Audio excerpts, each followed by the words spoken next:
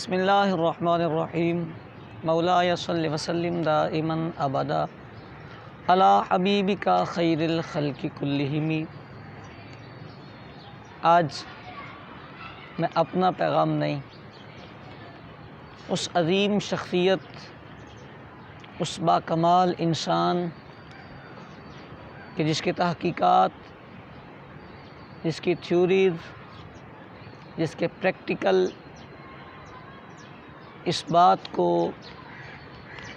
ثابت کر گئے کہ اس نے جب فیصلہ فرمایا، اس نے جب بات کہی، اس نے جب سوچا، صحیح سوچا، اچھا فیصلہ کیا اور اچھی بات کہی۔ مراد امام اہل سنت، پروانہ شمع رسالت، الحافظ القاری الشاہ امام احمد رضا خان فاضل بریلی رحمۃ اللہ تعالی علیہ، اور خصوصیت کے ساتھ یہ پیغام امام اہل سنت کا طلبہ اکرام کے نام۔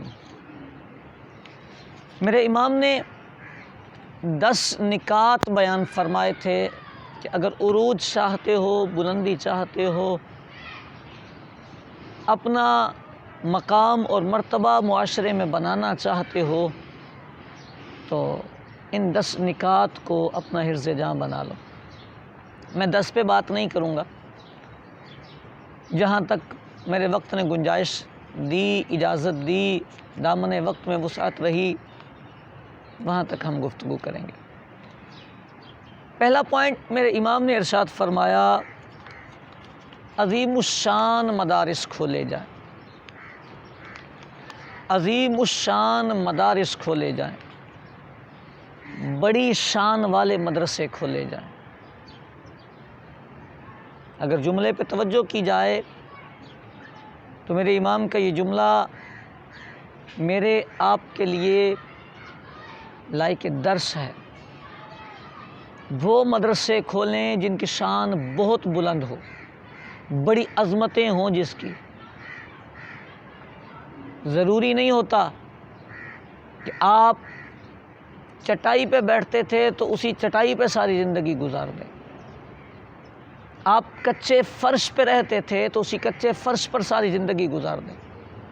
یہ بھی ضروری نہیں ہوتا کہ آپ کے مدرسے کا رواج یہ تھا کہ آپ کے مدرسے کے بچے تھال لے کر لوگوں کے گھروں سے سالن لاتے تھے تو آج کے دور میں بھی یہی طریقہ کار اپنایا جائے۔ یہ ضروری نہیں ہوتا کہ آپ اپنے مدرسے میں ماربل نہ لگوائیں کہ ہم تو مولوی لوگ ہیں۔ عظیم الشان معاشرہ جن مدارس کی ریکوائرمنٹ کرتا ہو، آپ کے ارد گرد کے لوگ، آپ کے قریب رہنے والا طبقہ جس مدرسے میں آنے کو اپنی کسر شان نہ سمجھے، وہ مدرسہ کھولیے۔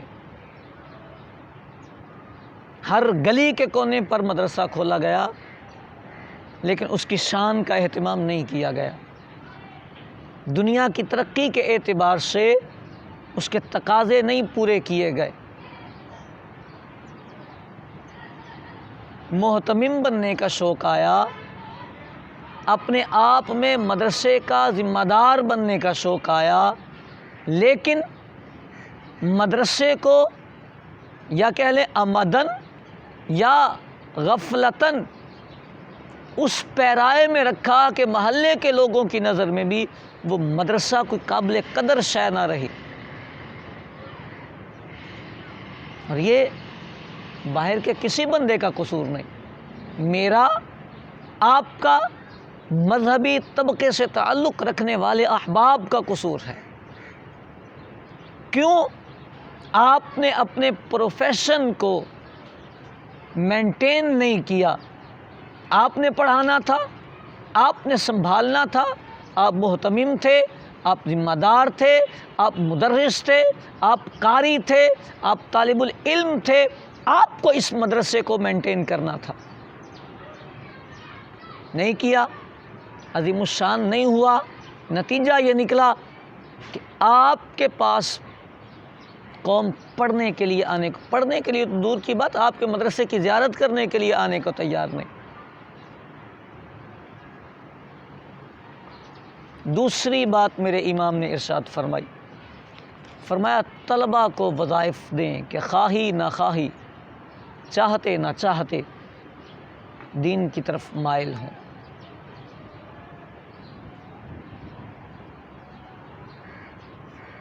یہ طلباء کے لیے نہیں، میرے اساتذہ، میرے محتممین، مدارس کے ذمہ داران اس پہ توجہ فرمائیں۔ فرمایا طلباء کو وظائف دیں کہ یہ خواہی نہ خواہی علم دین کی طرف آئیں۔ یہ 1 صدی پرانی بات ہے کہ جب ابھی دین کا شعور اتنا ماند نہیں پڑا تھا، لوگوں میں دین سیکھنے کے جذبات 1 صدی پہلے ہم سے زیادہ تھے، تب میرے امام نے فرمایا تھا کہ ان بچوں کو پیسے دے کر پڑھاؤ۔ آج ان طلباء کو پیسے تو نہیں دیے جاتے، لیکن ان طلباء کو ذہنی طور پر مفلوج کر دیا جاتا ہے۔ نہ دے کر بھی ان کا دماغ بیکاری والا بنا دیا جاتا ہے، نہ دے کر بھی ذہنی طور پر انہیں نچلی سطح پہ ڈال دیا جاتا ہے۔ ہونا تو یہ چاہیے تھا کہ طلباء کے وظائف مقرر ہوتے، میرے امام نے فرمایا۔ تیسری بات ارشاد فرمایا مدرسین کو بیش قرار تنخواہیں دی جائیں۔ جی، مدرسین کو بیش قرار تنخواہیں دی جائیں، انہیں فارغ البال کیا جائے۔ بڑی توجہ طلب بات ہے۔ محتممین، تنخواہیں دینے والا طبقہ، وہ کمیٹیاں اس بات پہ توجہ کریں۔ جس مدرس کو آپ نے 5 سے 6 ہزار آج کے دور میں تنخواہ دینی ہے، وہ قرآن کریم فرقان حمید کیا پڑھائے گا؟ وہ احادیث طیبہ کا کیا پیغام دے گا؟ جس مدرس کو یہ فکر لگی ہوگی کہ اس کا بچہ بیمار ہے اور اس کے پاس دوائی کے پیسے نہیں، جس مدرس کو یہ فکر لگی ہوگی کہ آج 10 تاریخ ہوئی ہے اور گھر میں راشن ختم ہو چکا ہے، وہ آپ کی امت کی اس قوم کو، ان طلباء کو کیا پڑھائے گا؟ یہ معمار کون سی تعمیر کرے گا جس کا ذہن آپ نے مفلوج کر دیا ہے؟ یہ کوئی کمال نہیں ہوتا کہ آپ کو 5-5 ہزار والے مدرسین مل جاتے ہیں، یہ استحصال کہلاتا ہے۔ کل قیامت میں اس کا جواب دیا جائے گا اور دینا ہی ہوگا۔ ہمیں اس نہج پہ کام کرنا ہوگا جو ہمارے امام نے ہمیں ارشاد فرمایا ہے۔ آپ جب تک ایک مدرس کو فارغ البال نہیں کریں گے، بے فکر نہیں کریں گے، معاش سے بے نیاز نہیں کریں گے، تب تک وہ کیا تیاری کرے گا؟ آپ کا کیا خیال ہے کہ آپ کا مشکات پڑھانے والا مدرس شروحات کا مطالعہ کر کے پڑھائے گا جس کو آپ نے 8,000 روپیہ دینا ہے؟ سوال ہی پیدا نہیں ہوتا، سوال ہی پیدا نہیں ہوتا۔ زیادہ سے زیادہ اس نے دیکھ لی تو مرآت دیکھ لی، اس کے آگے نہیں وہ جانے والا۔ تو آپ کو لگتا ہے کہ یہ حدیث کا فہم ہے؟ مشکات پڑھنے والوں کو حدیث کا فہم آئے گا؟ میں نے مشکات کی بات کر دی، میں تو اولا اور ثانیہ کے ابتدائی مدرسین کے بارے میں ہاتھ جوڑ کے عرض کیا کرتا ہوں کہ یہ بیچارے اگر فارغ البال نہیں ہوں گے تو رات تیاری کیسے کریں گے؟ اور ان کے ہاتھ میں وہ قوم آ گئی جس قوم کا پورا منہج ان کے ہاتھ میں ہے۔ انہوں نے جیسا اس کو ڈھال دیا، اس سفید تختی پر جو انہوں نے لکھ دیا وہی ڈن ہو جائے گا۔ سینئر مدرسین ہاتھ ملتے رہ جائیں گے۔ ان نئے مدرسین نے اگر بے توجہی اور محنت کیے بغیر اور اسباق کی تیاری کیے بغیر ان طلباء کی ذہن سازی کر دی۔ یہ جملے میں نے خود سنے ہیں، نہیں تہتاوی نہ پڑھا کرو ثانیہ میں، لو ثانیہ میں بہار شریعت پڑھنے کا کیا تک بنتا ہے؟ عبارت ہی تمہاری صحیح نہیں. بنظر انصاف استاذ کثرت مطالعہ سے نہیں روک سکتا.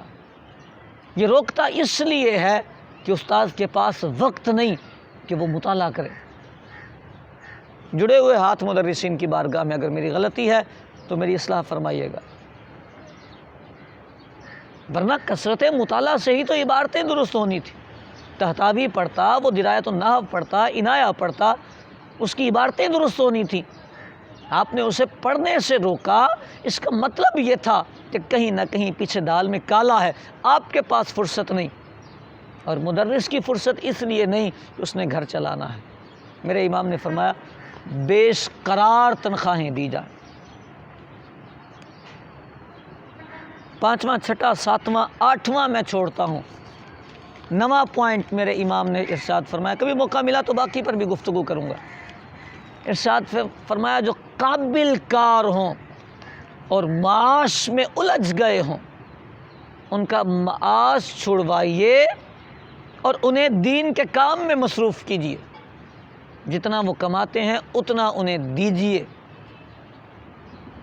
میرے طلبہ جو ذہنی طور پر خلفشار میں مبتلا رہتے ہیں، جن کے دلوں میں یہ خیالات آتے ہیں کہ پتہ نہیں ہمارے ساتھ کیا ہونا ہے، جن کے دلوں میں یہ خیال آتے رہتے ہیں کہ ساتھ بھی کچھ کرنا چاہیے، جن کے دل میں یہ خیال آتا ہے کہ خالی مولوی بننے سے گزارا نہیں ہونے والا، میرے امام کا یہ پیغام سنیں. فرمایا گزارے کیا نہیں ہونے والے، اگر تم میں قابلیت موجود ہے تو تمہیں یہ کرنا پڑے گا کہ جو درس نظامی درسیات جو مولوی پنہ چھوڑ کر معاش کے اڈوں پہ جا کے بیٹھ گئے ان کا معاش چھڑواؤ اور واپس انہیں درسیات میں لاؤ.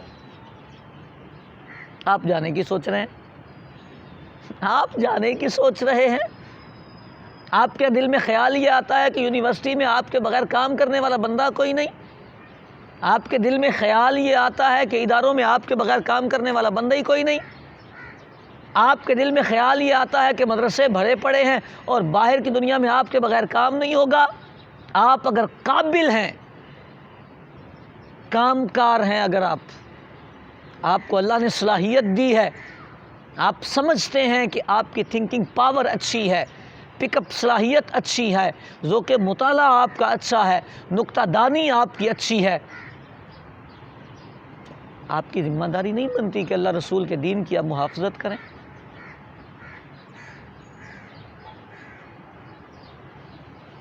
ذمہ داری بنتی ہے. میرے امام نے اسی طرف توجہ دلائی. آپ جیسے طلبہ کو کالجوں سے اٹھا کر مدرسوں میں لانے کا پیغام دیا، کالجوں سے نہیں، اداروں سے اٹھا کر مدرسوں میں لانے کا پیغام دیا ہے. جو ذہین ہو، فطین ہو، جو کام کار ہو، قابل ہو، باصلاحیت ہو، اسے باہر جانے کی اجازت نہیں. یہ کسی معمولی شخصیت کا جملہ نہیں ہے. کیوں دیکھتے ہیں آپ خواب باہر جانے کے؟ کیوں دیکھتے ہیں آپ خواب باہر جانے کے؟ آپ کو اگر اللہ نے صلاحیت اچھی دی ہے تو آپ کو تو کالا کالا رسول اللہ کرنا چاہیے، مصطفیٰ کریم کے فرامین قوم کو سکھانے چاہیے. آپ کو مسجد کا